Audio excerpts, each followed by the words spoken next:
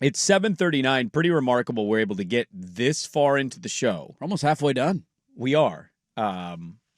Because my co-host being able to rattle off takes on aging and Blazers and Joe Cronin trades and anything. It's a phenomenal job. Some would say maybe the best job he's ever done here at The Fan.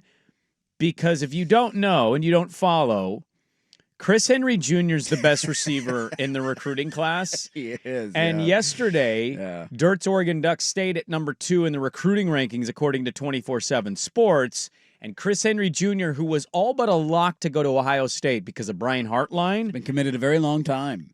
Has not signed a commitment yet. And Hartline went to South Florida. And now, according to the report by Steve Wiltfong, he doesn't know what to do because he loved Hartline. He's a very loyal dude. Come on home, Chris. His relationship with Dan Lanning is stellar, according to Wiltfong. And he's not going to go to South Florida. And Texas is coming in the 11th hour with, hey, here's the kind of money that nobody has offered you yet. Here's $3 million. You want to come play in Austin? So here's a fun fact. Due to Chris Henry Sr. RIP, his legal guardian is Pac-Man Jones.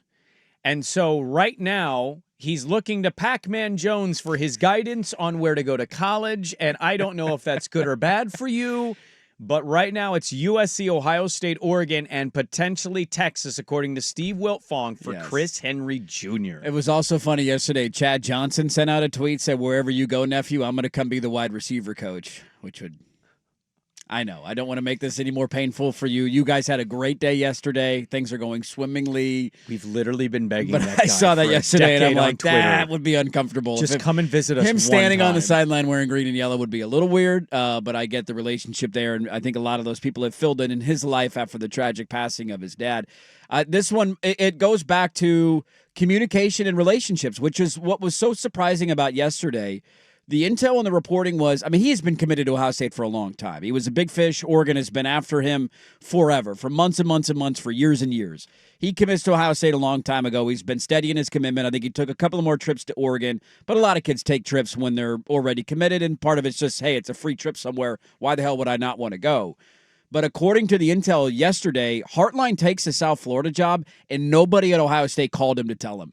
And he found it out via Twitter through his family. That's the reporting, and that's do you why. Believe that though? That program, the way they recruit, would not be on top of like, hey, he's leaving. We're just getting ahead of him, telling you now. I'm not saying it's not true. It just they're I don't know. So good at what they do there. I would imagine that wouldn't happen. I would ask then, and maybe the recruiting philosophies via staff is different. And Oregon's wide receiver coach is not left, but their offensive coordinator is currently in Lexington, Kentucky, getting introduced as the new head coach. Yes. So it's not like Oregon's not losing assistant coaches who have been a part of this recruiting process. His relationship is with Lanning, not Stein. And I think, well, look, Oregon has always had that philosophy of it's a whole staff recruitment angle. And you've also heard a little murmurs behind the scenes that both of their coordinator hires might be promoted from within. Drew Mehringer was brought up yesterday. For those who don't know who that is, he was one of the first hires that Lanning made. He's been their tight end coach for the last 4 years. They've had great tight end play, and he has had experience calling plays, and so he's the guy that might get promoted. So maybe that's an angle that's intriguing to Henry, that he already knows the guy who will be it, and Ohio State doesn't quite know that yet. And again, Mehringer hasn't even been hired yet. Yeah, I'm just trying to connect dots of why all of a sudden, other than that, would this become a tough decision for him? Because he's been committed to Ohio State for a very long time. And let's not sit here and act like this is a random place where he's going.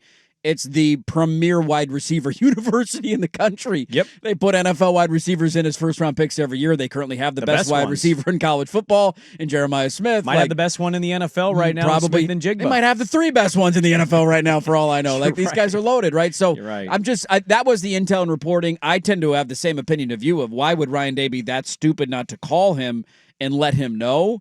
But remember the Jeremiah Smith press conference? Yeah, he almost fainted because Jeremiah Smith nearly flipped at the last second. Again, I don't want to discredit anybody reporting stuff. Maybe that's true. When I watch a guy almost faint about locking up a 5-star receiver, I tend to want to lean that guy is button up on recruiting, that he knows he's losing Hartline to USF. He thought he was losing Hartline to Kentucky potentially. And that they did reach out. Again, I don't know how much of this is true. There's so much that gets floated out about this stuff. Yeah. But Oregon... This is a big one, dude. This is a big one. Yeah. I mean, DeCorian Moore has been openly recruiting him for the last, 48 hours. And probably longer than that, but publicly really going after him. And you would have a chance in back-to-back classes to sign the number 1 wide receiver in the country. That's like Oregon is not a place that has been wide receiver They've had good receivers. You'd have They've two had seasons with both of them, by the way, Moore and him. And if he hits Be a the big way deal. that he's, touted and scouted, Yes. my God, talk about having an Ohio State situation. You would have two of the best wide receivers in college football next year, and that's never been a position of strength, really, until Lanning came around. And I don't want to take anything away from the DJ Davises or Jeff Mails of the world, but this is a different era of Oregon wide I think we know receivers, that, yeah. right? And they've we joked earlier on the pregame show at the beginning of the year that Jeremiah McClellan, if he was on one of those 2009 teams, he's number 5 on the depth chart here. He would have been their best wide receiver back in the day. Yes, that's how deep they are at that position. So it shows a change in the recruiting and the ability to go get guys. But this Oregon's got 3 guys, I think, left that haven't signed. One of them is their 5-star tight end, Kendra Harrison. He's going to sign today. He just had whatever reason, his thing was today instead of yesterday.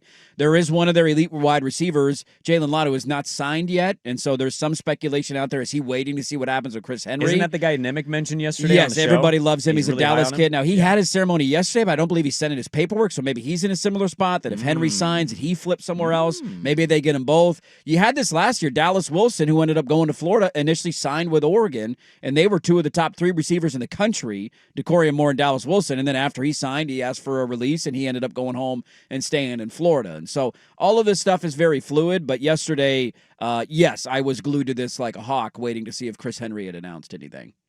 You doing okay over there? I'm doing great. If they get Chris Henry Jr., they're going to end up on some sites with the number 1 recruiting class in the country. That has never happened in the history of the program. Well, I mean, how many times have they finished number 2? Not very often. Actually, I don't know if they. I don't ever think have. they've been number 2. Lanning, I feel like keeps setting the record for their best recruiting I think class it's like they've ever 5, had. Like, and then it's 4, right. and now it's 2. Like, I don't think they've ever had number 2 recruiting Would class. add a below 6th 1. 5-star. If they keep the other guys and they Man. sign, it would add a 6th 5-star to their class. Could you imagine, though, the cross-show conversation if he goes to USC? Yeah, the reporting yesterday with USC was out of the running, but USC did flip a massive wide receiver yesterday. One of his teammates at Mater Dei had also been committed to Ohio State for a long time, and he flipped to USC and signed yesterday. And so that was a big last-second flip for them. Yeah, we flipped a receiver yesterday. You guys flipped a 4-star wide receiver from Ole Miss yesterday. You damn right we did. Who would want to stay at Ole Miss anymore? It's a sinking ship. Don't know who the hell the coach is going to be. Getting the hell out of there. Come be a beef. How about that? You guys had an awesome day on the recruiting trail yesterday.